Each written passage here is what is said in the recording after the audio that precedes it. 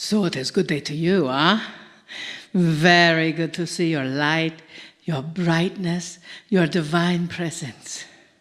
For those of you who we have not met, we are Aronda, and we bring with us an entire council of beings of light that are here for your benefit. Those that have had human bodies and maybe those that have not. You've had both, so that works for them too as well. Yes, you are the ones we have been waiting for. You are the new seekers. You are the ones that have been here, come back, volunteered for this mission. As our dear friend Lee says, and then as our dearest friend Kryon also acknowledges that your soul has never been here before. So there is no paradigm for what you are experiencing. So if you're trying to do things the way you have done them in the past, that is where that energy gets a bit frustrated. And frustrating, yes, because you are pushing against the energy. So we say, stop it. Don't push any longer. Take a deep breath. Instead, you are the leaders. You are the ones that we call our vessel Marilyn a hacker, not to be confused with a computer hacker. She's the one out front with the machete going through the jungle saying, follow me, go this way, huh? As are you. You are the ones that are paving the way for the new dimensional frequency. We love it that science is catching up. It wasn't that long ago, but they said that there were only 12 or 13 dimensions. Now they've proven 27. Won't they be surprised when they get to 144, huh? You see, science is catching up with humanity. Science is proving what you are doing right now. You are that vibrational flow in this world. And when you carry that vibrational flow radiating out from your heart center, that is you leading the way to say, come on, go this way. For with that energy, dearest beings of light, your brightness radiates so much that others will gravitate towards you. You've probably seen that already. Yes? Or people just say, I just want to stand next to you because I like your energy. Or they may not even use the word energy. They just find themselves standing next to you and wondering what they're doing there. And then they get closer and closer, and there you are, and you've made a new friend, huh? Or the person at the market says, oh, I just love it when you come in because my day just gets brighter. That is you. That is the way showers. And you know, if you have a little trouble with that, the raising of the consciousness, you know, consciousness is really just being aware that you are aware. You are aware. And what you are not aware of, you are opening your heart to that awareness. So as Lee, our dear friend, was saying, that, you know, if you're not a part of the solution, you're part of the problem. So stop thinking about it as it was. It is no more. But instead, think of it as it is becoming. What would you like to see? What would you like to feel? We work in your emotional body. That is why we ask you to breathe, because sometimes when we get around and we are talking and things are not making many senses because our words don't come out in the right order, because English is not our first language. Did you follow that? Good, we did not. With that emotional body, that is where the change happens first. That ignition. Take a deep breath. You see, in that shift of consciousness, you are indeed becoming aware. You are indeed connecting with the awareness of humanity. And as you connect with the awareness of humanity, that radiates out beyond. Your energy field is 27 feet across. all the energy of that comes with your manifestation, that flow, that frequency that is vibrating constantly in your energy field. So if your energy field is not where you might like it to be, shift. Shift happens, right? All the time. And as you shift, everything around you shifts as well. That is the law. That is what is happening. And if you find yourself in that place, as sometimes you get a bit, feel the energy pushing back upon you, stop. Take a deep breath. Be aware that you are aware. That is why our vessel Marilyn has these awareness bracelets, because they help her be aware. You see, because she says every time she complains about something or every time she complains about someone else, she puts it on a different wrist. And her objective is to wear it on the same wrist for 21 days. Now, if you've seen her over and over, you know that she wears them all the time. Is there anybody here that wants to be aware of something old that they want to get rid of? Hello? Are you still there? Here. That is for you, dearest. You see, and that is how it starts. I'm not sure if I'm supposed to raise my hand or not, but I'm going to raise it just in case, and I get a gift for it. That is what you did. You raised your hand, and you volunteered to be here right now, at this moment, in this time of history, this time of becoming new, this new paradigm, this new dimensional vibration, and you are here to help. We are grateful for you. You are here to be you more than anything else. We ask you to be the love that you are. That vibration resonates and creates more things than you ever thought possible. So trust that you are that love. Trust that you are that vibration. And every time you say yes to you, you are saying yes to everything in your field. And a new world is then created. Oh, dearest, we love you so much. We see you. We see your heart. We see the beating of every thought, every idea.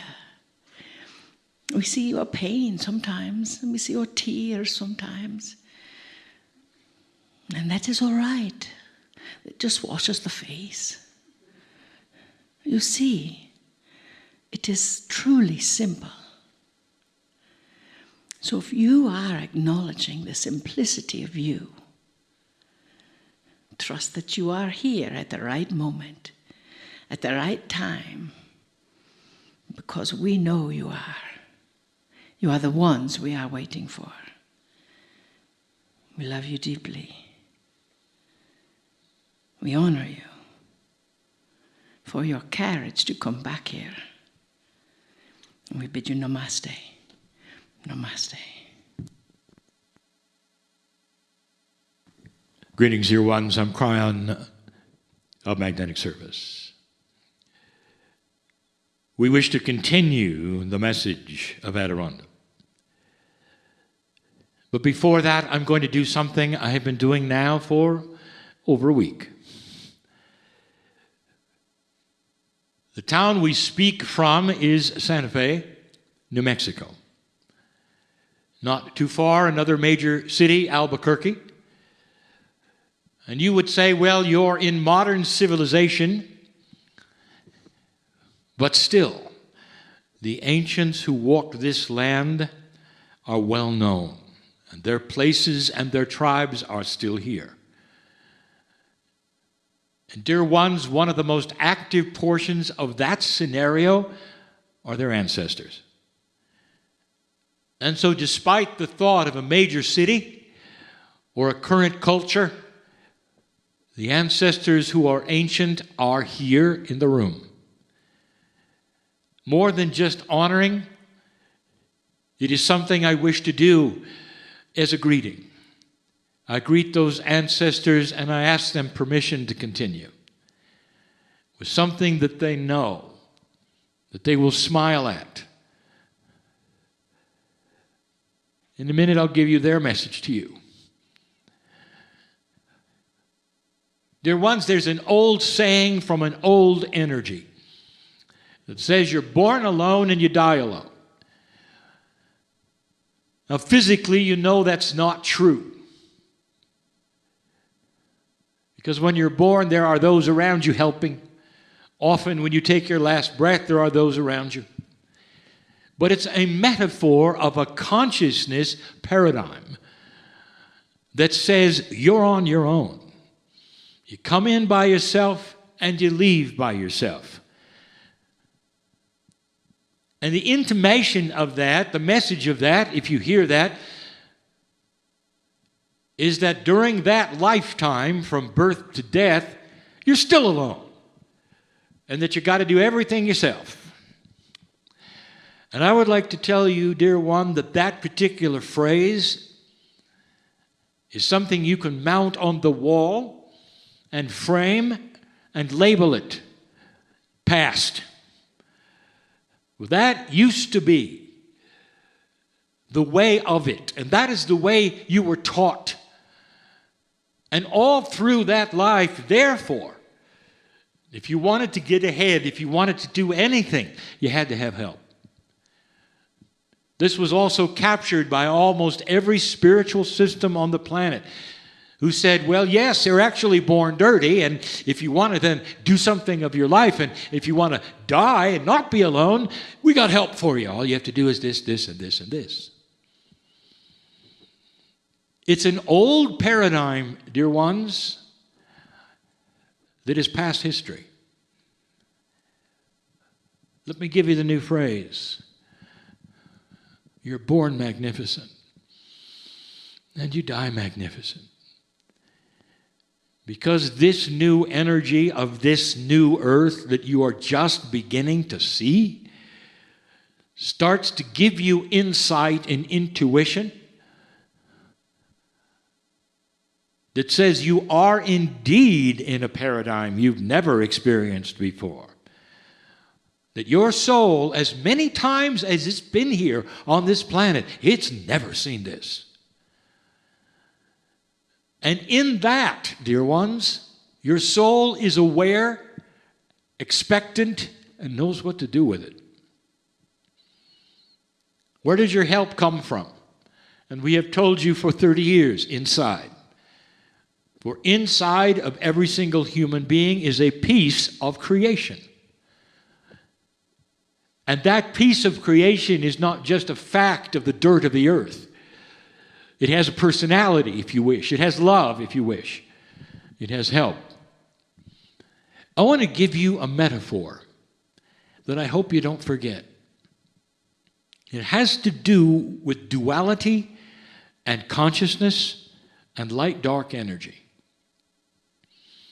I want you to see consciousness as an energy. It is. It's been proven. But in this particular case, in this metaphor, I want you to see it as a small cloud around you.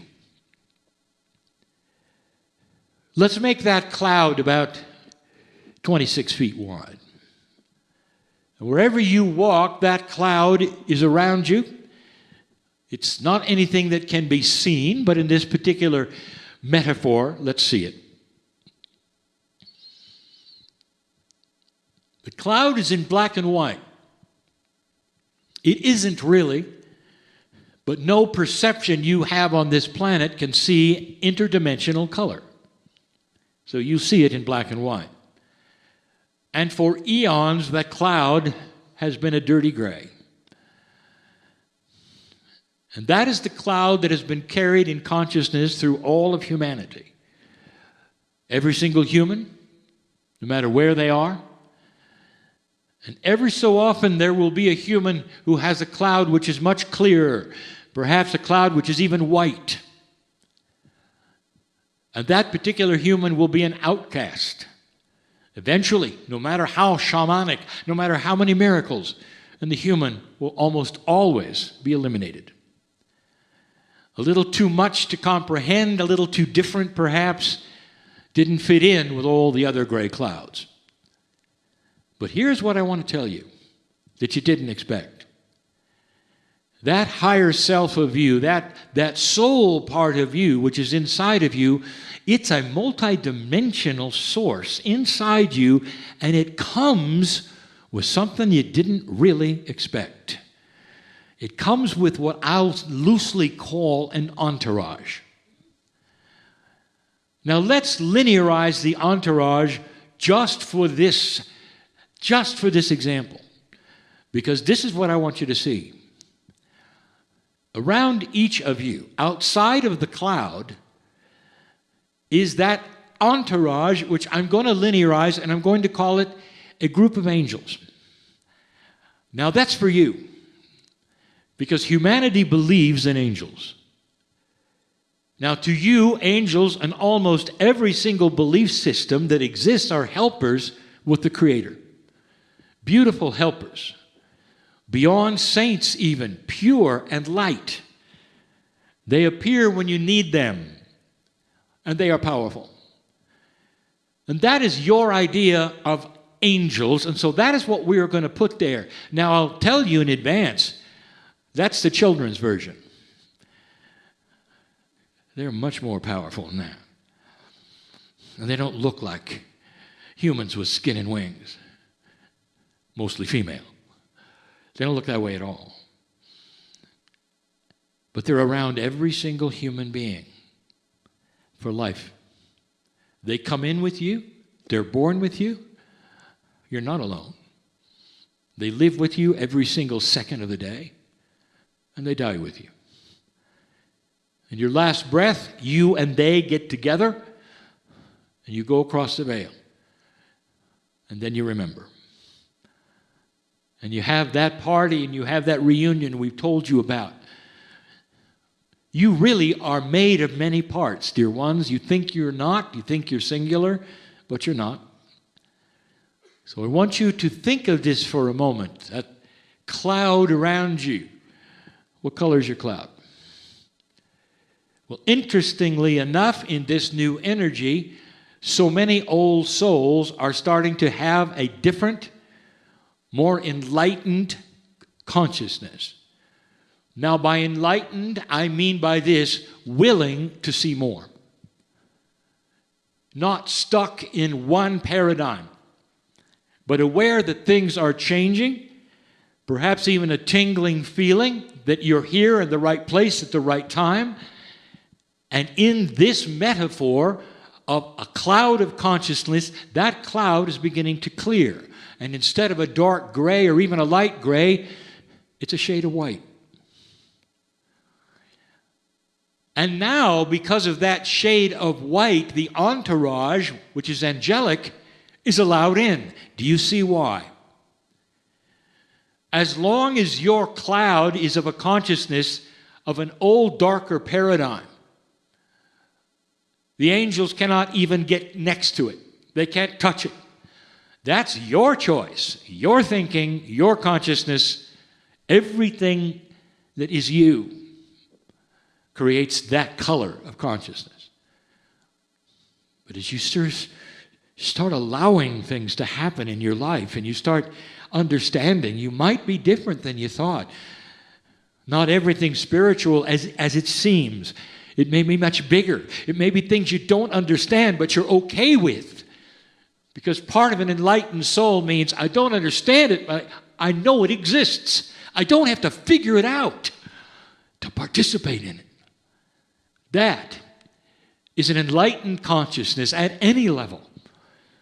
The understanding that there's more, and that you don't have to minutiaize it, but you can participate until that time which you understand it. That cloud becomes wider and wider, and in come all of the entourage because it becomes closer to a vibration of that which is your higher self.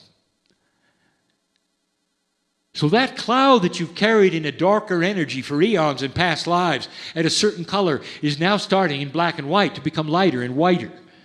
And in that entourage that came in with you is now starting to attach itself in you.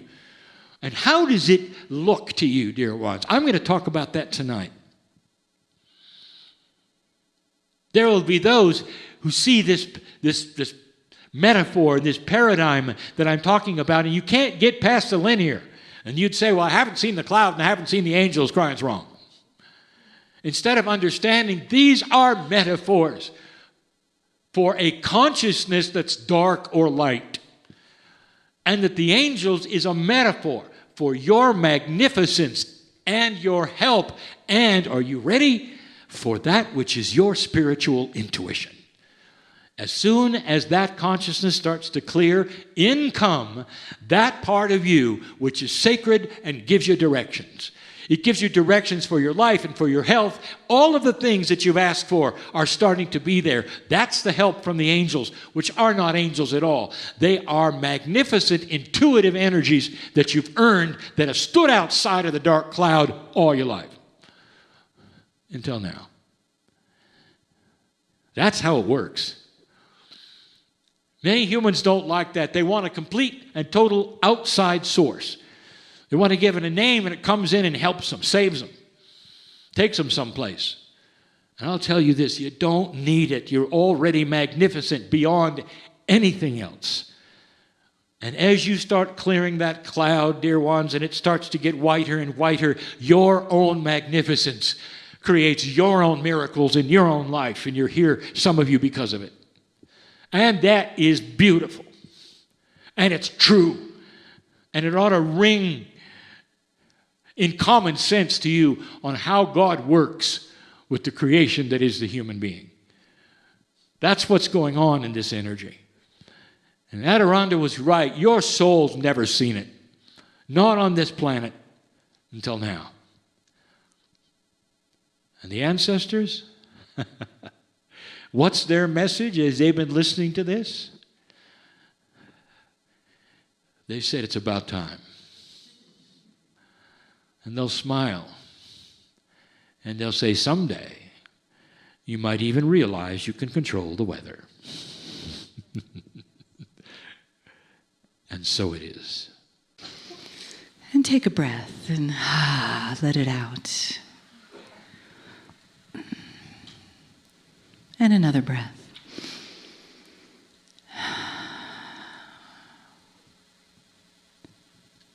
And as you begin to relax your body, allow your awareness to drop down from your mind, your head, and come into the rest of you. Take a moment to just find where your breath goes in your body. Reaching inside to your heart, possibly. Down your legs to the floor. Connect you with Gaia, with this beautiful Gaia that we live on here, that we get to play on here. We get to spend time as family and community right here. We get to feel the wisdom of the elders. We get to let those generations that have gone before us surround us with their love. We get to feel the entourage of Kryon surround us with that honoring that Kryon always has for the humans. And we get to be in the place and the space of the family of light and prepare ourselves for the continuing wisdom of Kryon. Greetings, dear ones. I'm Kryon of Magnetic Service. This is a continuation, really, of a channel given before. about light and dark on this planet. The ancestors of the area are still here. They're always here. There are some areas on the planet that are barren. And although this would be desert, there is so much life here in the way of the esoterics and the ancestors and what has happened, honoring thousands of years of life, of living by the ancient ones on this land. And so there is ancestry that is alive and well and listening here, even as I speak. For those who have just found this channel, it is the second channel of this meeting and the ending channel of the day. We find ourselves in Santa Fe, New Mexico, in the United States. Light and dark are metaphors. And they truly are metaphors of different kinds of consciousness that humans develop. It's not about other entities. It's not about demons and gods. It's about humans. And the theme of Kryon for all of these years has been to get ready for a shift of the balance between light and dark. Because the balance between low and high consciousness on this planet has always been skewed in a way that is dark. And we've discussed this and discussed this. It's a review. But again, there are the few who come upon this channel never hearing any of it, never heard any of it. And so we again tell you that since the shift of 2012, there has been more light in consciousness starting to develop all around the planet than at any other time in human history. And the result is that you're starting to see the darkness. And again, we give you the metaphor of the dark room when light appears. When light appears in any way, in a darkened room, from any direction, the entire room is affected slightly. And humans that have been flailing in the dark, afraid of one another, competing for resources, suddenly see one another in a different way. They see they're all the same. They see the resources they never saw. They start cooperating. Inventions occur. That is just a little light. And the balance between then the light and the dark, the metaphor of consciousness, begins to change. And it becomes not only more balanced, the more light there is, that ratio between low and high consciousness begins to tip toward the light side. You've seen it in your news. And we don't have to remind you yet again that as you sit in this place today, things have happened that I told you would happen. I've seen this before because this is the result of what happens even with a little light. You start to see some of the darkest things some of you didn't even know were there. Some of you knew all along they were there, but knew you couldn't do anything about it. And for hundreds of years, it's been the same. Darkness always was so prevalent. Dark energy that comes from consciousness that is low. Creates systems that don't work. Creates dysfunctional belief systems that have a judgmental God that tortures children. That creates many dark things that are a reflection only of themselves. Everything that you believe is a reflection of human consciousness that is dysfunctional. And suddenly, it starts to move. The ancients predicted it, and it's here. There are those who are afraid of these times because they're different.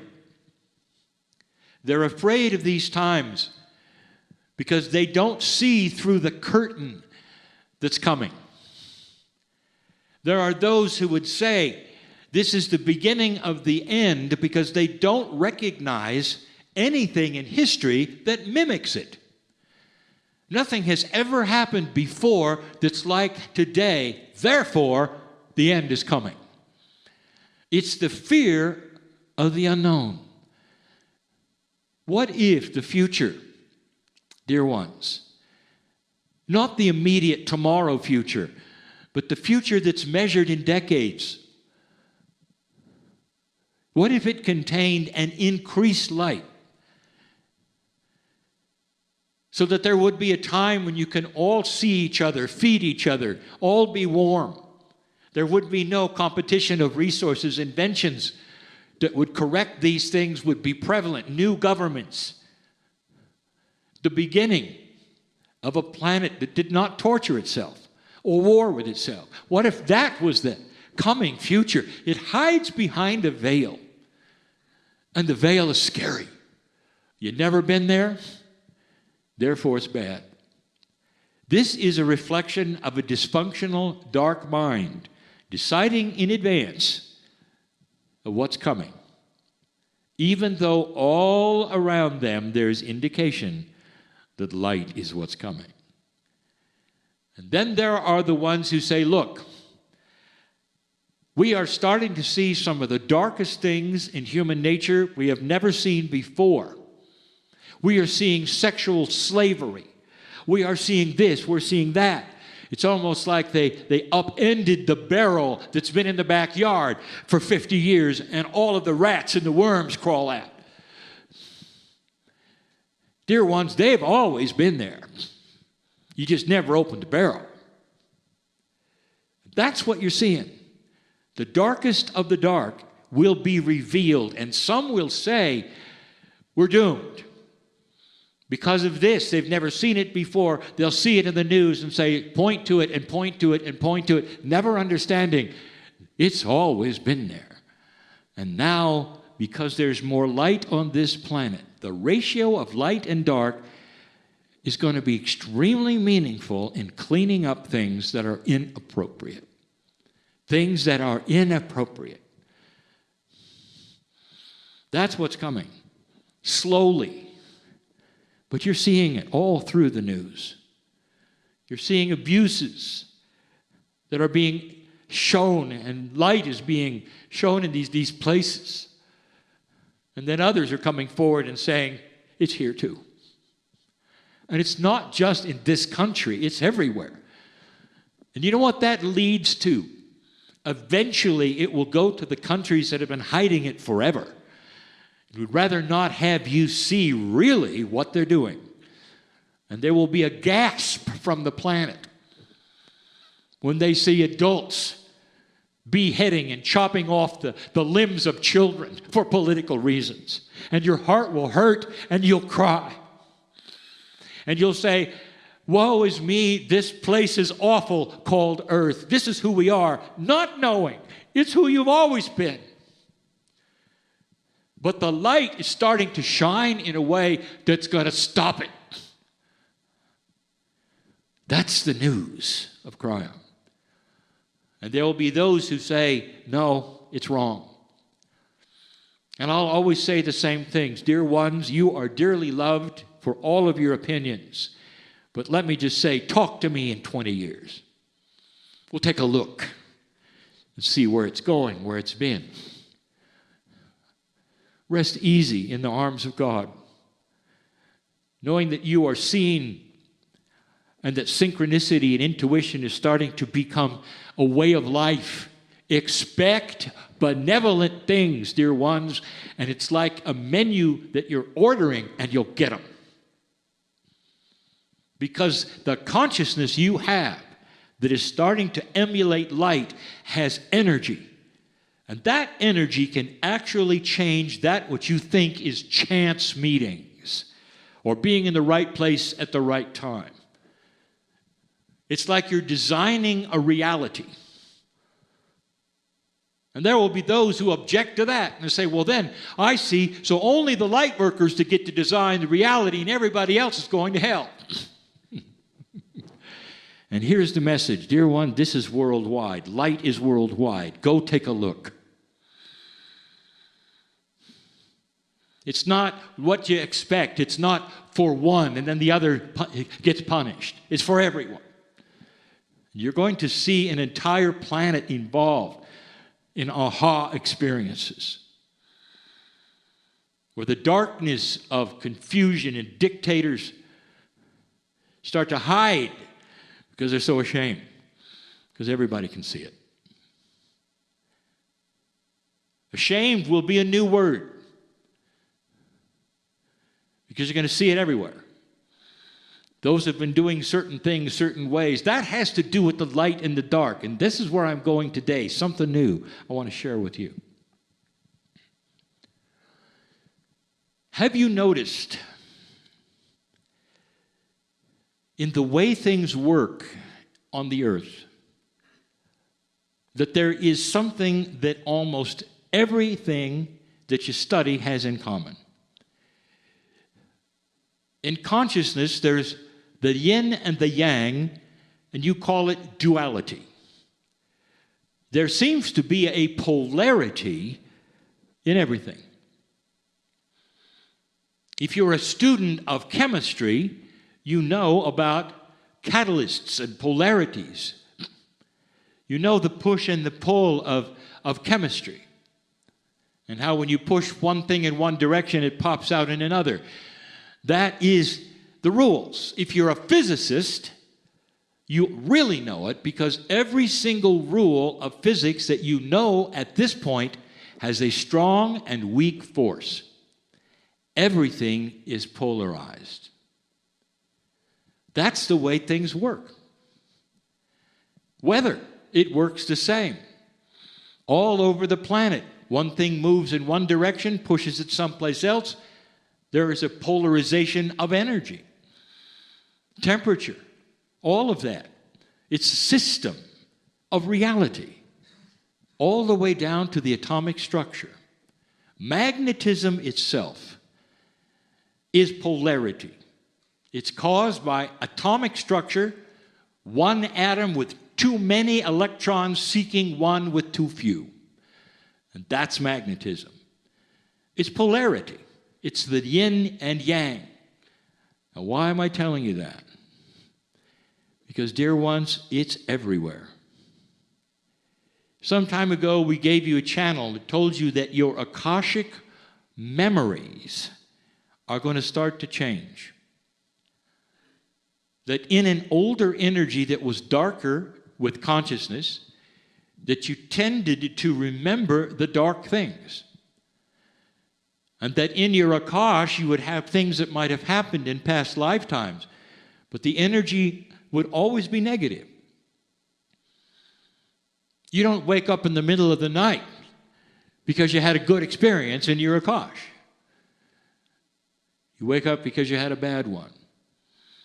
You don't go to a past life reader to find you drowned last time, and that's the reason you won't go near water. This is why you go. You don't go to a past life reader because you found something magnificent and you want to know more. And we told you that's changing. That you're going to start having visions and dreams of yourself, and you're going to start remembering joy. The most beautiful things that ever happened, the birth of children, and you're going to wake up with light around you, sobbing in joy. Some of you will go to a psychologist saying, "What's wrong with me? I'm too happy." Now, what is that that's happening? It's a reflection of a polarity that starts to change. So with this dark and light relationship starting to have more light, metaphorically, consciousness is starting to repair itself and become a bit more elegant, your Akash is responding. You see, that's the system. there are certain things within you that will pattern themselves over the dark and light balance. If there's dark consciousness on the planet, you're going to remember dark things. If there's more of a balance of consciousness on the planet that's starting to improve, you're going to be more comfortable and start remembering the good things as well as some of the negative things. There'll be a balance instead of only one kind of thing. It was a week ago that I broached the subject in Monument Valley, where the ancestors were again listening. And they're listening now because what I'm going to tell you involves them as well. If you could picture your ancestors, those you've loved and lost on this planet, on the other side of the veil in a multi-dimensional way, not as human beings, but almost angelic, not linear, but loving you and seeing you. Question, what do you think they want for you? And the answer would be balance, love, good things, long life, appreciation, understanding. Why is it that the ancestors are called upon all the time for wisdom? And the reason is because they have it. There will be those indigenous who will sit for hours, if not days, gleaning the intuition of the ancestors, sitting and waiting until they get finally, perhaps in a trance or a vision, answers that they need from the other side of the veil, through those that they've loved and lost or know about, or through the oral traditions that they even have names for. Well, I'll tell you something that you didn't expect, and I want to go slow with it. I want to call it reflection. I might even call it the changing Lightworker's reflection pond. Reflection is a term that you might use for remembering things, revisiting things from the past. A mirror reflects something real. It's you. And you look upon the mirror and it's reflecting something that is there. If you reflect something that happened in the past that is real. But most often, the things that you reflect on are dark. In a world that has a strong and weak force for every single atom, you have created a consciousness that reflects on the weakest part. The darkest things that have happened in your life rule you. In this room and listening to this, there are so many different kinds of pasts for humans. But if you go right back to the beginning, there are some horror stories of how you were brought up, of what happened, with how many parents you had or not had, or how good or bad your training was, or how you could be in a prison of darkness. I know who's here. Others don't have that, dear ones. You're very eclectic. Many don't have any of that, and many have it. It's so disappointing to wake up at night and have that guide your life. And many of you will walk through life and have been imprinted with the neurons in your brain with your past, things that have happened all along your lifespan, and they affect how you meet people, what you say, your countenance, if you're happy or sad, or how fast you age, depending upon how bad it's been.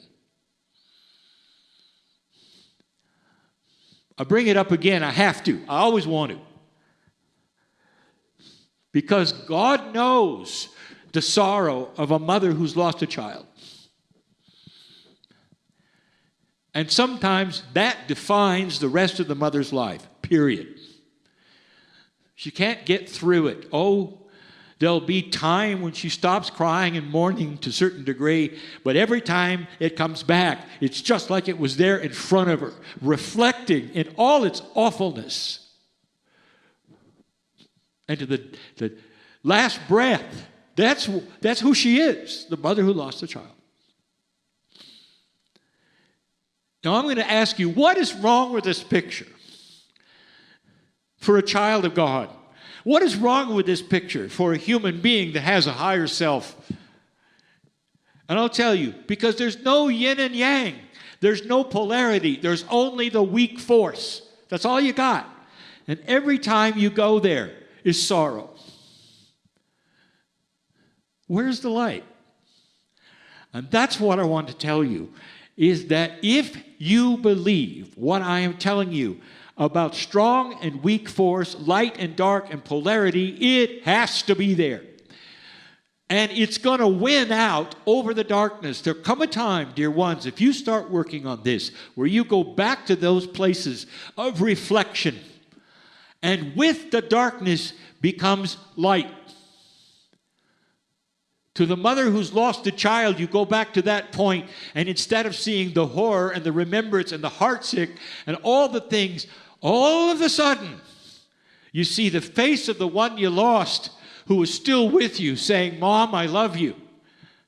A bright light is there along with the darkness, and you start to see it.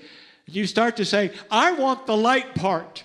I want the assurance of the fact that this wonderful, beautiful child of mine is with me for till my last breath, and they are. And that's the light that will temper the dark and start to balance it, so it can't grab you anymore and take you places anymore and ruin your life anymore. This is what's going to happen, is the light and the dark is going to start balancing up. You start thinking about your past. What about the one who betrayed you? I know who's here. Can you see the light yet in the betrayal, because it kicked you in the rear and got you where you're sitting today? I know who's here. Without it, you wouldn't be here. Or without it, you wouldn't have met A, B, C. Call it what it is. It was synchronicity at the time that was needed, and there is much love there. Go back, visit the betrayal, and look at the love. Look at the light that was there and the smiles that are there, and saying, well, you kind of needed it, didn't you? And the answer is, yeah, I guess I did. And then you all have a good laugh, because that's the light of a situation that always seemed to be ugly. So ugly, it'd wake you up at night. Or so ugly that it gave you an ulcer. Or so ugly, on and on and on. How many of you are with people who complain about the same thing all the time? You haven't seen them in 2 years, you have lunch with them, and it's the same tape. It's almost like they pushed a button.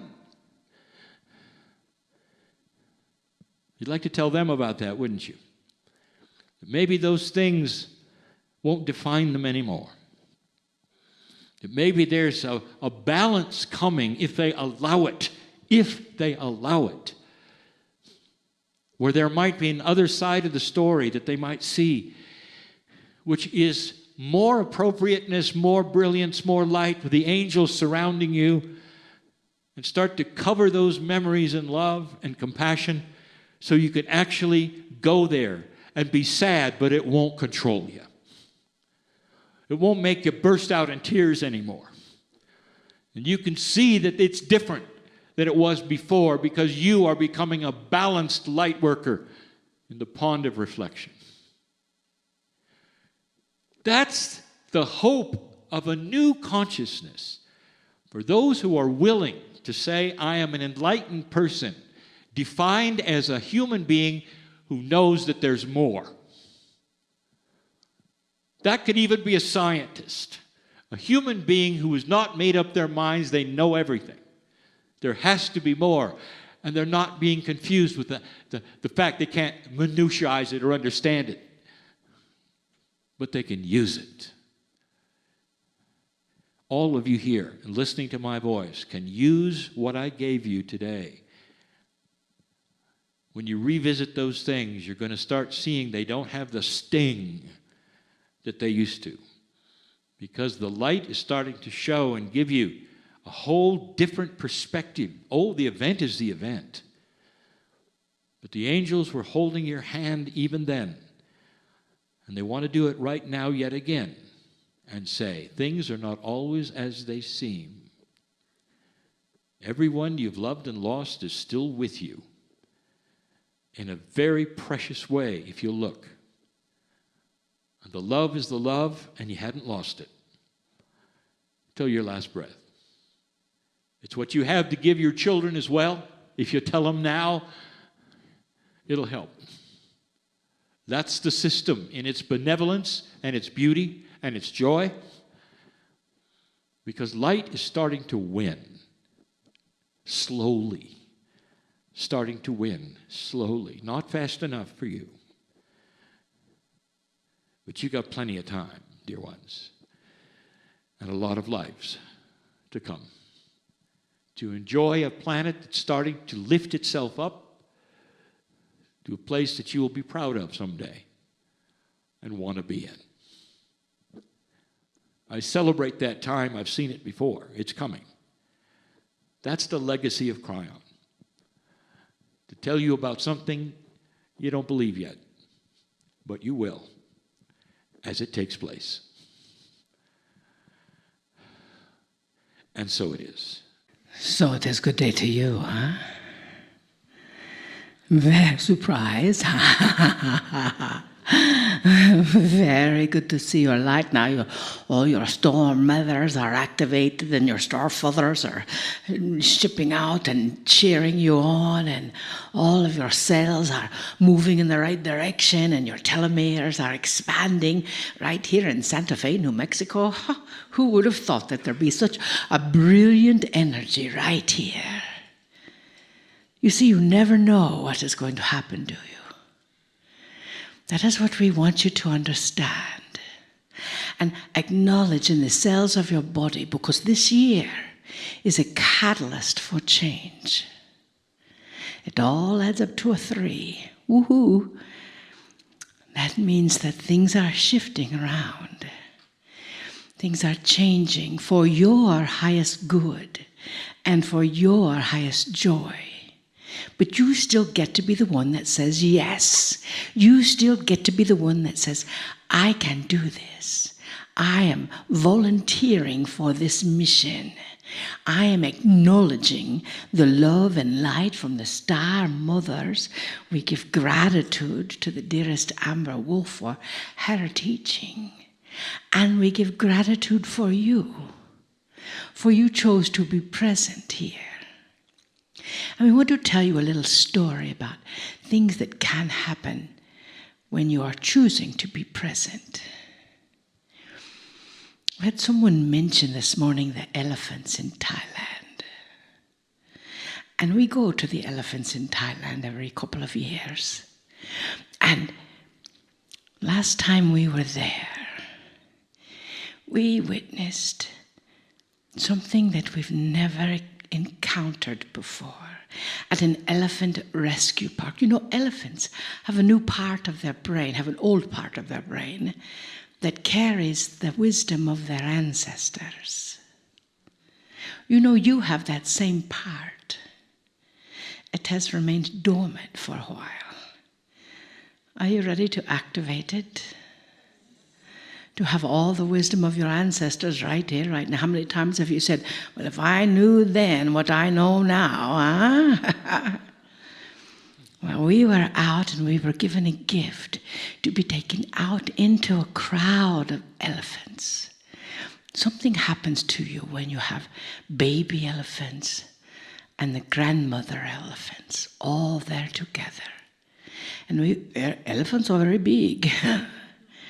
And we were there, and one elephant recognized one of our people that we brought there. And she had never been to Thailand in this lifetime. And this person, the elephant, came and explored all over her face, with his trunk, all over her hair, in her ears, all over. Now, most people, when something that is so huge comes touching you with a very muddy trunk that smelled a bit like corn, because that was what they were eating, and watermelon, they would back away because they are very big. And this wonderful woman received it and said yes to the wisdom of that elephant. And said yes, as this elephant explored her, she explored it back. And at the end, she looked into our eyes and said, I have shared the breath of my grandmother elephant. She went back to her home country, changed her name to Ellie, changed her job to the job that she loves, changed her life to the life that she loves. Because when you share the wisdom that you have carried in your cells for thousands of years, and it comes to the surface and breathes into you, things start shifting around. And all you need to do is say yes. All you need to do is say yes to you. Say yes to your next step. Say yes to the love that is within your heart. Say yes to the joy that is shifting all around you. Say yes to you and let the universe take care of the details. When you let the universe take care of the details, you never know what will show up. Maybe an elephant, maybe a dolphin, maybe a little puppy, maybe your soul of joy. The new times are different from the old times, eh? You are stepping into a new age. We talked to someone this morning that gave us a book that said, Paradigms Lost. Oh, paradigms, there's no paradigms now. Your soul has gone where no one has been before. Do you hear the Star Trek theme somewhere? You see, dearest, that's the key. That's the energy of love. And all you need to do is say yes. And feel that energy in the cells of your body, just as she felt that elephant exploring her heart. The universe is exploring your heart to say, what is it that you are choosing? What is it that just brings such joy to your heart that it feels like it will expand and encompass this whole room, encompass this whole planet? What would it feel like if this whole planet and all the peoples on it felt that same love that you feel right now? Breathe into that intention, dearest. And know that everything is possible. It starts with you. You are the ones we are waiting for. We have no need to wait any further. Step up to the plate. You know what you are sharing is correct. You know that your wisdom is coming from the ancients. Old souls. And now it is time to bring it forth. And we are so grateful for you. We are so honored by your presence that you have chosen this time, this space, to be right here in Santa Fe, New Mexico, to share this energy. Breathe into it.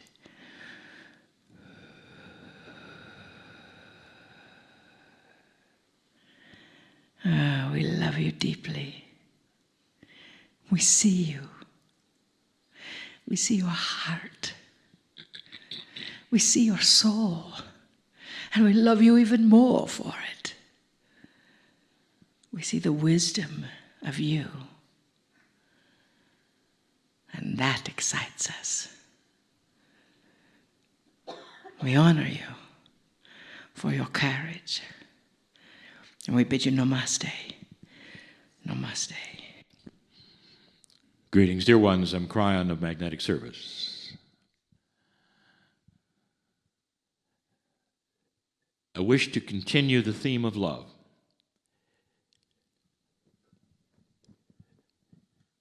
I want to give you an idea of something so simple, yet so powerful. And within the explanation, to show you how some of the older paradigms of the planet might have to be broken in order for the simplicity to come through. What if I've told you that you have overcomplicated God? This comes, dear ones, from the humanism idea that grand things must be complicated. The old paradigm of human perception is filled with old consciousness and old ideas and old ways. Good for their time, working for their time, but it doesn't mean that you have to pull them in to something that is brand new. We've spoken of the energy which is new. It's not the energy necessarily, dear ones, it's the paradigm of reality, of what is today as opposed to what was yesterday. And here's how it goes.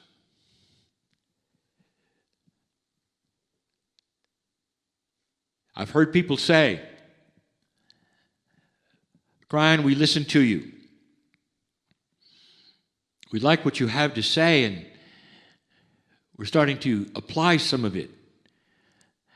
However, we need to know something. What is your belief system? What are you teaching? And what I would say back to that is there is no system. And the human would say there must be. For when you look around the planet, all of those who believe in the creative source have some kind of structure. And in that structure, there are rules. And in the rules, therefore, are the right and wrong ways to do things that would then enhance the worship or the knowledge of the Creator.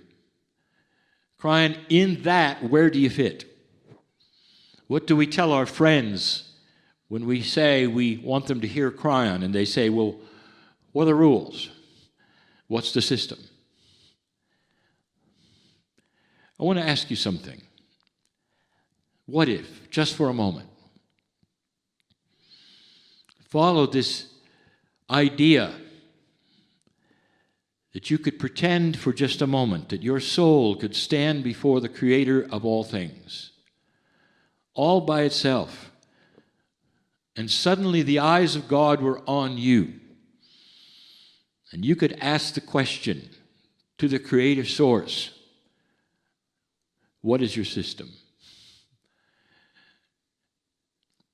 There would be a smile and an overwhelming feeling of caring and compassion when the creative source said, there is no system, there is only love. And if you came back to the planet, you would say, you know, there is only love from the creative source. And the humans would say, well, yes, that's correct, but you are not God. You have to have a system in order to make sense of that which you don't understand, which is God. And this is the difference, dear ones, between an old and a new energy. What if I told you there is no system? Love is not a system. Love is a reality. It is an existence. It is what it is. Love contains all of the attributes of everything you'd ever have to know or be or do in order to have the right kind of living and the right kind of life before God. Because you become that essence which has no system, which is one with everything.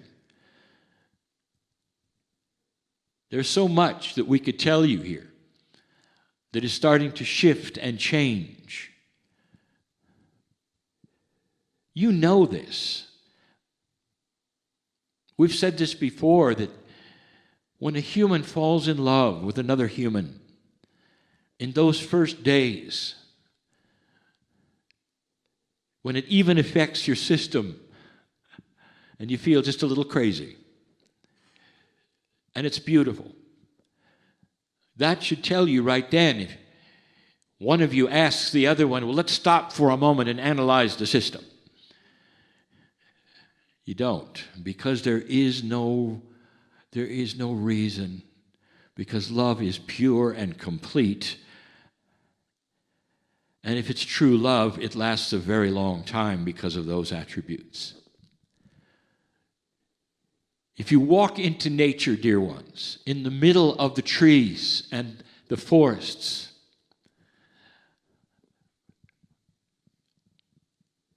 and you said to the trees, what is the system of nature? The trees would smile at you and say, there is no system. And you would say, well, certainly there is. Look at all of the things that go into making you exist, and you've got to relate to it all. And the trees would say, you see, we relate to it because it's a relationship. A tree will have a relationship with the dirt, with the insects and the birds and the sun, and with carbon dioxide and with oxygen. The relationship is what each tree has, and it's different from tree to tree. But overall, the relationship is about oneness with all things. The tree doesn't have a set of rules that tells it how to live, or where it can put its roots, or what is pleasing or not pleasing to a God that created the tree. And that is one of the reasons why you can walk into nature and feel so free, realizing that there is no system of do's and don'ts, because it is self-evident and common sense that the relationship takes care of all of it. There'll come a day when people will not ask you what box you're in anymore. And you say, the relationship is good enough. And so I answer, what is the system? No system. It's called love. Because love and that relationship you would have with the Creator itself contains absolutely everything you'd ever need to know. When you have love and compassion, the rules, if you want to call them the rules, are self-evident and common sense on how you treat the one next to you, the ones that you meet that you don't know. The attitude of life that you would have walking into strange places. It changes the way you think about luck, if you even want to use the word. It starts to make you understand that the relationship to the Creator is a design that you create as well. And where you walk, you create love. This is simpler, dear ones, than a set of rules that you have to adhere to. Do you really think that the Creator of the universe cares what you wear? And there are those who do. Because in an old energy, they have created human rules with human ideas and human perceptions, thinking that these are what God would have.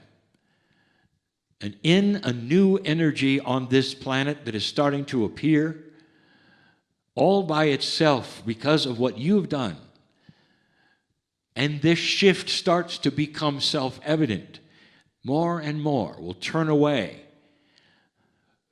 from a system, a belief, and instead intertwine themselves in the beautiful relationship of love. We have said so many times that the word love to you has so many meanings and it only goes so far, but I will say to you that it is endless and it's enormous. It's more beautiful than anything you can even begin to imagine. The light of 1,000 suns is a drop in the bucket to the light of the love of the Creator. And in that, I tell you also that your soul carries all of it.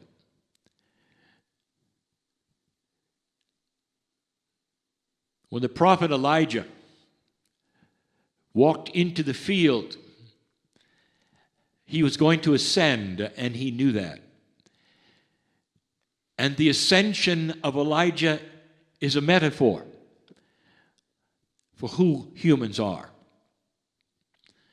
Ascension meant that he was going to leave his corporal body, that body that he has, corporeal in nature, and it would vanish, and he would then become the soul that walks the earth, just like you. And he knew what was going to happen, and so he had his understudy, Elisha, write it down. Don't miss a thing, he said. Tell everything you see. And Elisha saw so many metaphors and so many things written so carefully in Scripture. But the biggest thing he saw was this, that Elijah turned into the light of 1,000 suns. Too bright to look at, unbelievable to any human being that there could be a light that bright. That was Elisha's soul. And dear ones, it's just like yours. It is pure, without rules, without systems. Because love is self-evident in its compassion, and it tells the story through its intuition of how you would live and receive and give to every other human or living thing on the planet. It's so beautiful and elegant in its instructions, so intuitive, that the proof is this, is that when you meet someone else who has that love, you meet them eye to eye and you see them as family, because you both understand exactly what I'm talking about. This is not the new age, dear ones. But that was the name given to something before that had rules. It bothers many that the believers here in this room would not have a prophet or a place to go to with a name or a set of rules or a denomination. And they would be seen as floaters without a home and without a center. And dear ones, that is the perception of an old energy that needed to be grounded in rules, in beliefs, that put a veil before God. Blessed is the human being who understands this and strips away all of that, if even for a moment to test it and say, is love enough? And the answer will always be more than enough.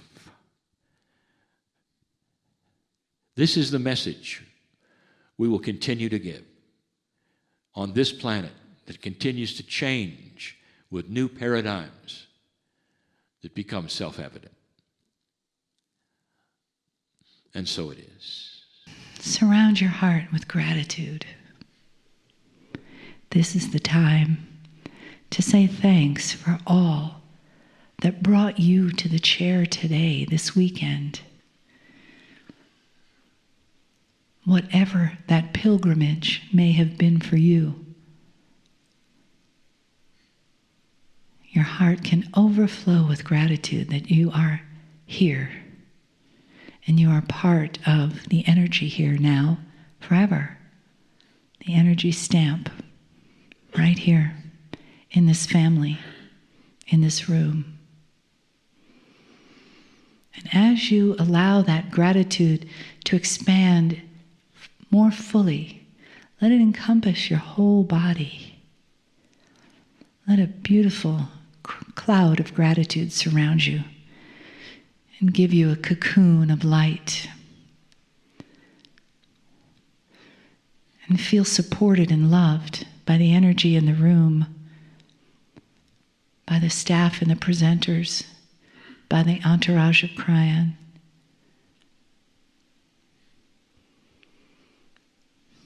And know that you take this with you when you go, and it becomes a part of who you are every day. You only have to come back to this moment to feel all that you have experienced and the beautiful love and wisdom that is here for you now and always. Greetings, dear ones. I'm Kryon of Magnetic Service.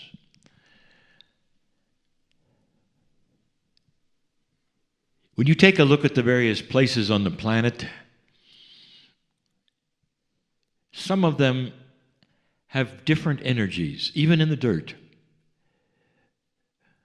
It's a hard thing to explain because you don't see the energies that are there, but you can certainly feel them. And many times the result of a Gaia cooperation with humanity in a certain way will create pockets where people will clump and live because they enhance what they believe. In the case of metaphysics, you're in one now. This town of Santa Fe, for hundreds of years,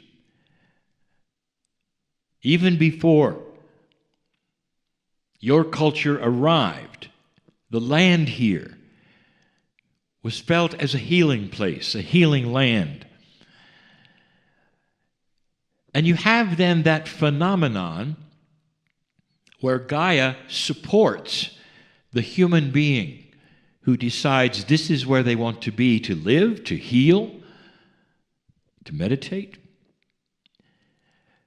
And there's something about the energy that then promotes more of the same, and the town will grow. Now, all over this planet, there are pockets like these. And the interesting thing to you is they're not always in pristine places. And so there is a lot going on. And it's not necessarily about the crystalline grid, although that does have something to do with it. And so what I want to do is to address those metaphysical workers that are in those areas. You tend to clump together, and you'll find a lot of healers in one place rather than another. And it's not just here in this country. It's all over. And so I want to address the ones who are doing the work. But before I do, once again, in this energy, I want to greet the ancestors of the land that are here, who look upon this meeting and these humans who are sitting in the chairs with love and appreciation and honor. It cannot get any more real than this. It seems perhaps to you like protocol, or perhaps just something to say that is sweet and nice for a meeting like this. I wish I could show them to you.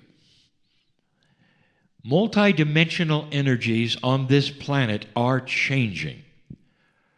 Part of a light-dark relationship that we have discussed that is indeed starting to shift, and the ratio of light and dark starting to change, affects everything here. We have only scratched the surface, as you say, in starting to describe the various changes that begin to occur. And we started even with that which is in the books of consciousness shifting, of the way people start to think differently, of systems starting to change. But there's so much more. Yesterday we described how the various reflections that you might have of your past can now be designed and changed, and you don't have to live with the sorrow and the suffering just because they etched themselves into your mind, because you have control of your mind. And in the past, dear ones, this was really tough.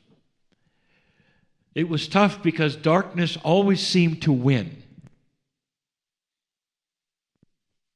And that has been, I would say, the way of it for all light workers, healers, meditators.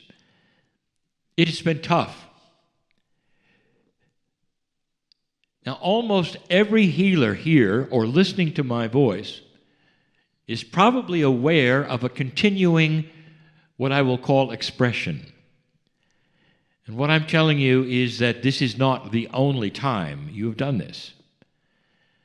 It seems to be intrinsic in the Akash that shamanism, or the understanding of multidimensional energies, seems to sail through the veil and come into a human being in another life, in another life, in another life.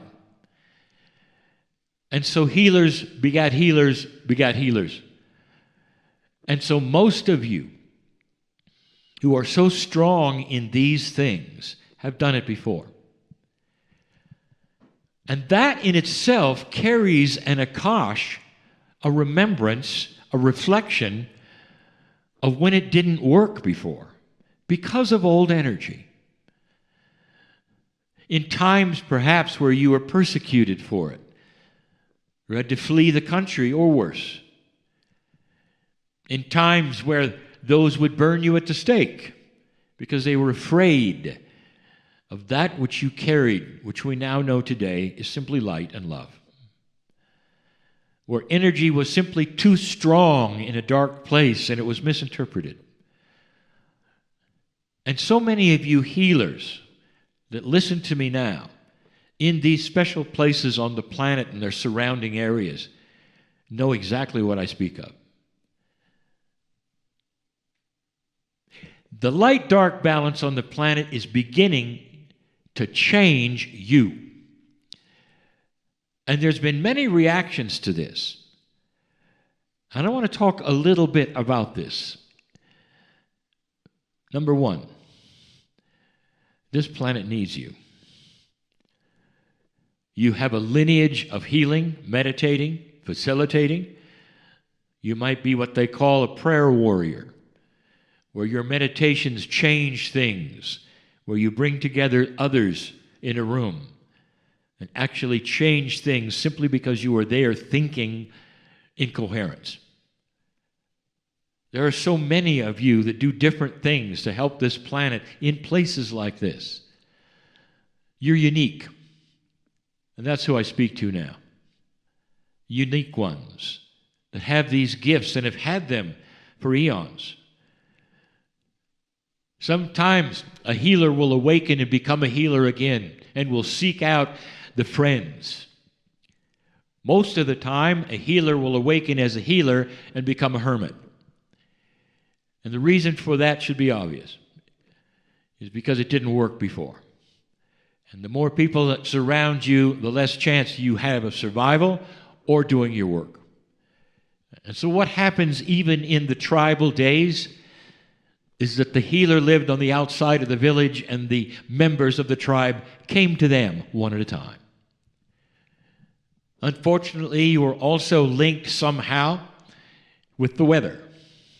And if it didn't shift correctly at the right time, there'd be a path to your door to tell you were in trouble. So it was all mixed up in times of older energies of who you were and what you did, how well you did it. That's pretty well straightened out now. But still, the Akash carries with it fear,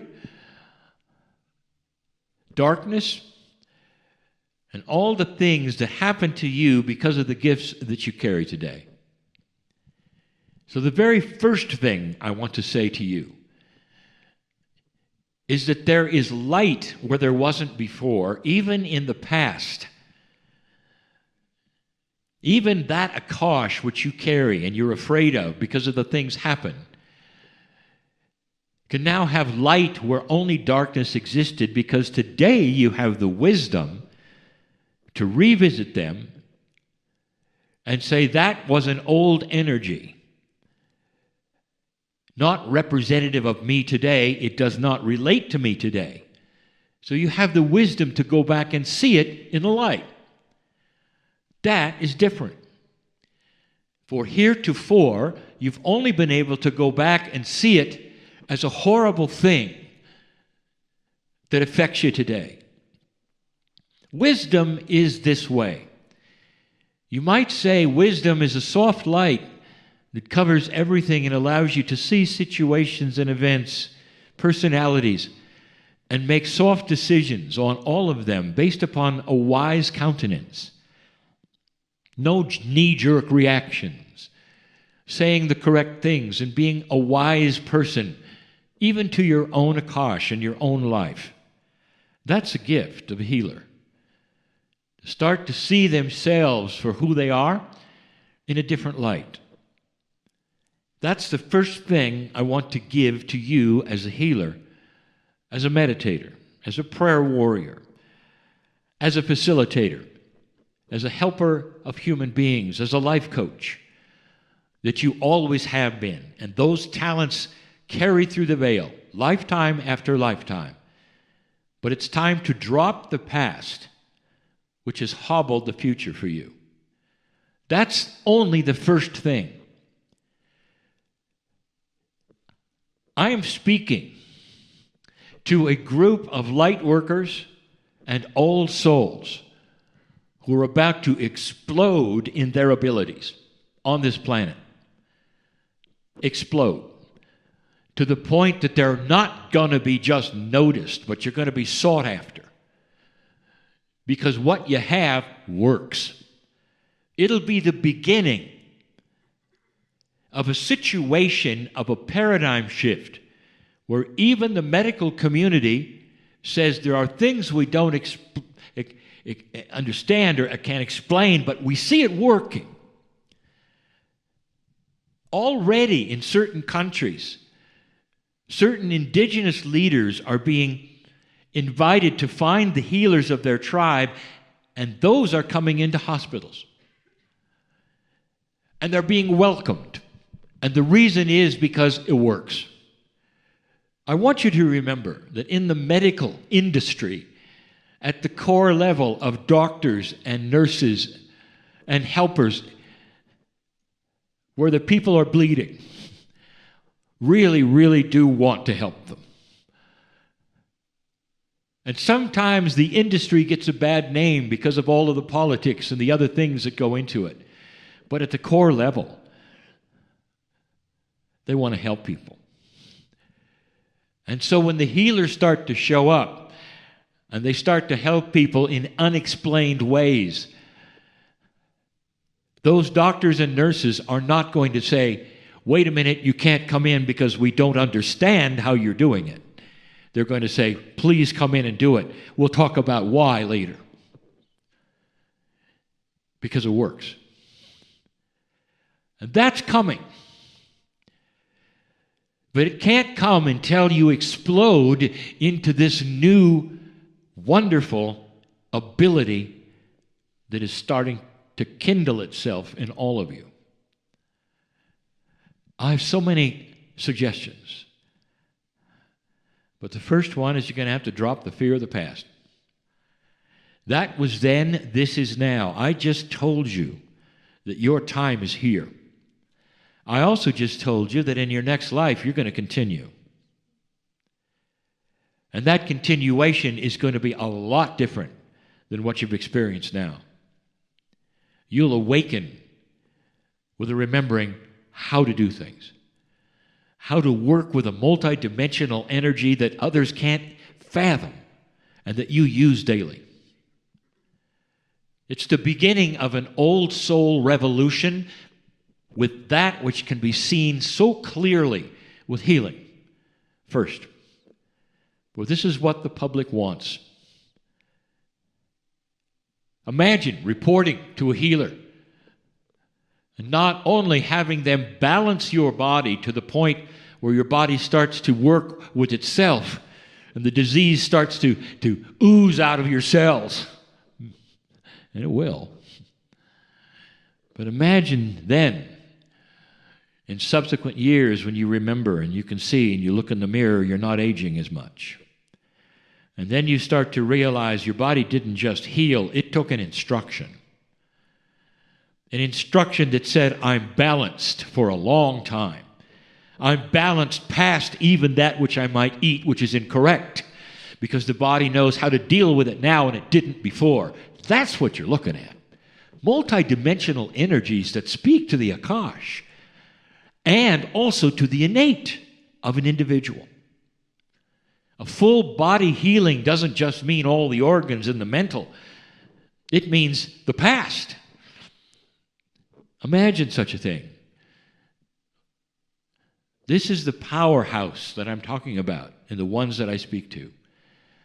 And some of you are smiling because you expected it. But others of you, listen up. There is a smaller group of very profound healers that have stopped healing. And you've stopped healing because you're not getting the signal anymore. And when I mean the signal, I will tell you that is unexplainable, only understandable to a healer. You feel a certain way when you approach a situation or a patient or an individual. And that feeling that you have is a multidimensional energy that has a confluence of togetherness with your own consciousness, and you simply know what to do. And that's the way you've lived this gift, a knowingness. Others don't understand the knowingness because they don't have that ability. And you count on that knowingness every single time a situation occurs where you're about to help somebody. And suddenly, for some of you, the knowingness simply vanished. There's no coherence anymore of you and that which you used to call the universal core truth, or perhaps the healing ability you had. To some it was frightening, depressing, but that's all you do. For some of you who are still young, time to retire, you say, and it's all centered around the last few years. It seems as light came into this planet, it disappeared for you. And I'm here to tell you something and talk directly to the ones who this has happened to, who are listening to my voice right now. I will tell you the truth. You simply changed frequencies in the radio that's talking to you, and you've tuned to the wrong station. If you had stayed tuned to that frequency which made you feel a certain way, you'd still be in an old paradigm, dear ones. Metaphorically, the frequency that is now being broadcast to the healer is far more spectrum than the one that used to be sequestered to one thing. It's enormous. But if you're not ready to tune to the enormity of it, you think it stopped. Do you understand? It didn't stop at all. It simply moved. And so to that who is hearing me now, the healer, the energy, any of those who that happened to right now, the encouragement is this. I want you to go into a state of meditation, understanding, and wisdom that only you can. And say to the universe or to spirit or to whoever you think is listening, the guides around you who are begging you to do this will take your hands and lead you right into the new frequency. But you have to ask. You have to be in a position that says, aha, I don't expect the old feeling anymore. I don't fear the fact that it's not the old feeling. I am ready for a new frequency that's going to enhance everything that's me, and I'm going to continue. And you will. This gets right back to free choice, doesn't it? It also gets back to the fact that fear stops you. Fear in the past, fear of the present, fear of the future, because you're a human being like everyone else. A human being with special abilities, especially the ability to sense frequencies, if I can even call them that, outside the spectrum of anything in 3 or 4D. You are looking at and working with a multidimensional energy that speaks to the human cellular structure. That's who you are. And it's beautiful. And so that was the second thing I wanted to cover. The first thing, again, was the ability to temper the past with the wisdom of understanding why something happened in an old energy so you can move on. Not being afraid that you're still there and it's going to happen again. It isn't. Number 2, the understanding nothing stopped for you. Instead, it simply changed channels. And now we're asking you to get to the right channel.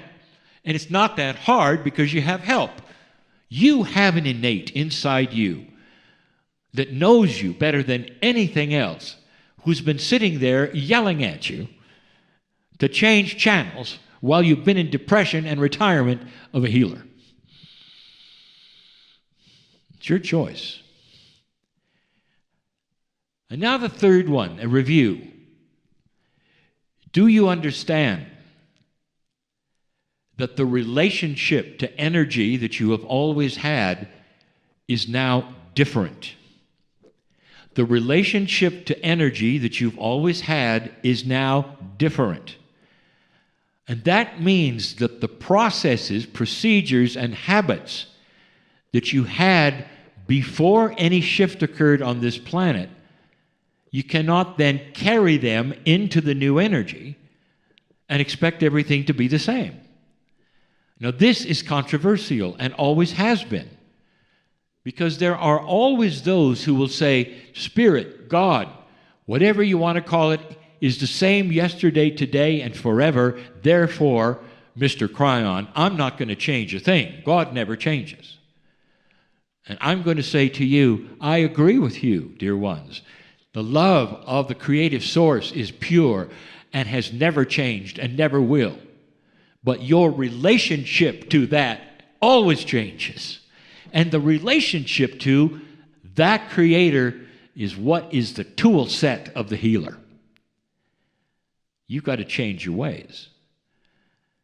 And the first thing should be good news, and it's the hardest thing to do, and that is to stop that which you believe is the relationship of darkness to what you do. You don't have to clear the room. You don't have to clear the tools. You don't have to spend time here, there, face certain directions in order to get aligned and then proceed. That is all because of an older energy where darkness was everywhere. Now, your Merkaba, your very presence, clears it. You walk into the room and darkness leaves. How do you like it so far? I challenge you to test this. For those of you who can sense energy, but it won't work if you're carrying fear with you. when you're about to open the door and test it and say, whoa, I hope this works. You're going to open the door and expect it. It's almost like darkness be gone, you don't belong here, I've got to get on with it. And that's what takes place. This is an energy that is for you. The wind is at your back. For the first time in all of your lifetimes, you have arrived on a planet that is shifting and it's got your name on it. Because you're going to carry the load for a while. What happens after that is other human beings will start seeing what you can do and understand it's possible. And will start studying your methods. You will be the teachers, the mentors. Eventually, a lot of human beings will be able to be their own medical intuitives. The diseases of today will not be the diseases of tomorrow. They just won't. Watch this. They're going to go away. We've told you that potential and the process is so different than you expected. Do you realize what happens when cellular structure starts to vibrate higher because of consciousness is? And the answer is that the old energy disease cannot attach itself to a higher vibrating corporeal structure. Therefore, some of the diseases that are wiping you out today won't even exist tomorrow because they can't get in. That's good news. And there will be those who will laugh at it. Did you hear the latest what Kryon said? Let's all gather around and laugh. Talk to you in 10 years.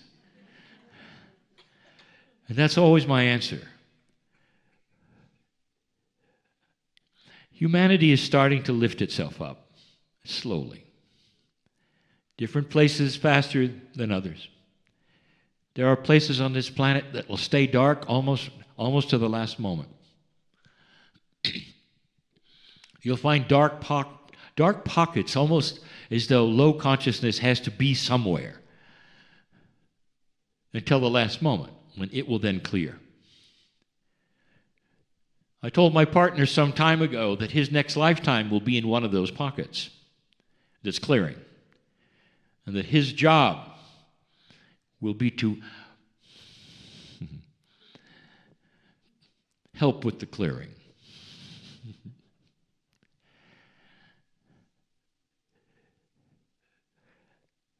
The last thing for the healer. When you go in, you tend to expect what you always have had, as good as it might be. Your expectations limit the results. As good as they might be, your expectations limit the results. I want you to look at what you do and expect it to double. I want you to expect it to double, because it will. And what I mean double, I mean the efficiency, the results, the outcome, the healing, all of it. I want you to see everything double, because that is the potential at this moment on this planet. That the old souls who can see multidimensional energies and are the healers and the medical intuitives are going to explode. Doubling is for today. 10 times is later. That will get the attention of the hospitals. And that's where this is eventually going. Someday, hospital will have the allopathic and the spiritual, the metaphysical, all together, depending upon which works for whom. And all of it will be acceptable because it works. And there won't be those running around testing it because they doubt it. Because when you're working with double and triple and quadruple, the results, it works so firmly. It's not marginal that somebody comes in with a disease and walks out without it. Not marginal at all. And that it doesn't return. This is going to be the future. Allopathic will not go away. There's a place for it. There's a place for good medicine and doctors with integrity And there's a place for a balance between that as well. All of it comes together in a balanced way that'll be a new paradigm. Instead of in tiny little boxes that compete with each other, who's right and who's wrong, or what works and doesn't work. And they'll start to realize something I've talked about before, conscious homeopathy, where you'll be able to instruct your body, just like homeopathy tinctures do. And your innate will start to react, and the chemistry of your body will start to react simply because it hears instructions from a high consciousness human being, and that's going to be you. Self-healing will be one of the first modalities to try. All of these things, dear ones, come with a realization that you can't stay the same. And for those of you who are entrenched, and you know what I mean, and won't move from where you are, I'll tell you that those around you will simply race past you.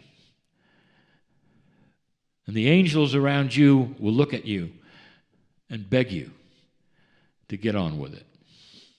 And understand you cannot stay in one place with one modality and one idea just because you've had it all your life.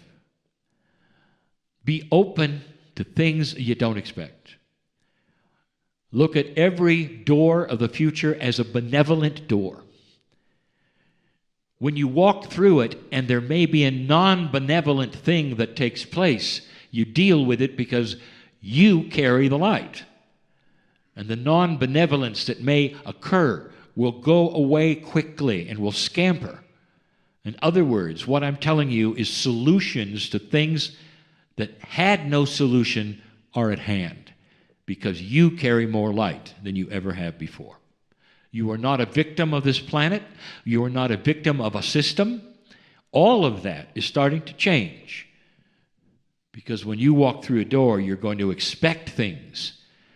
And I've told you this before, when a light worker of high consciousness goes into a place and expects a result, it's like ordering on the menu of the universe. And here it is. You demand it, because that is what the angelic realm around you has always told you is possible. You notice how we've all mixed this in with spirituality. And there will be those who say, well, I believe the conscious part, but why do you have to bring the spiritual part into it? You're putting it in boxes again, dear ones. They're one thing. The higher consciousness is the human being attains the ladder that is climbed in the efficiency of DNA. The higher you get, the closer to the understanding of the creative source. The thinner the veil becomes, and you can't help it. There will be a spiritual component, the accelerator of the conscious shift of the planet. Because when humans see what you can do, they'll understand. Instead of getting rid of you because they're afraid of you, they're going to try to emulate you and sit at your feet and give you a chance for the first time to mentor them and saying, here's how it works. And so it is.